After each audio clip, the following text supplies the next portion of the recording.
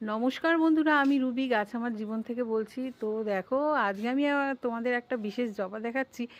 এই জবাটা কিন্তু আমার নিজের হাতেই তৈরি, মানে নিজের হাতেই বীজ তৈরি করে পরাগায়ন করিয়ে নিজের হাতে বীজ তৈরি করে ফুল তৈরি করা। তো এর একটা বিশেষ বৈশিষ্ট্য আছে, সেটা হচ্ছে যে আমি এই জবার মানে যে জবার সাথে পরাগায়নটা করিয়েছিলাম সেটা ছিল তোমার গেরুয়া কালারের, মানে যেটা সারদা জবা বলি আর কি। সেই কালারের জবার সাথে তোমার আমি কিন্তু তোমাদের আমার আমার চ্যানেলে যদি যাও, যে ইউটিউবে যে আমার চ্যানেলটা আছে, সেই পেছনের দিকে গেলে আমার এই ভিডিওটাও তোমরা পাবে। সেই জবার সাথে কিন্তু আমি চন্দ্রমল্লিকার পরাগের পরাগায়ন করিয়েছিলাম। তো সেটা করিয়ে কিন্তু আমার এই জবা তৈরি হয়েছে। তো তোমরা যদি যাও তো অবশ্যই দেখতে পাবে। আর তোমাদের কেমন লাগলো তোমরাও এইভাবে করে দেখো, চেষ্টা করে দেখো, আর সফলতা পেলে তো আনন্দের শেষ থাকে না।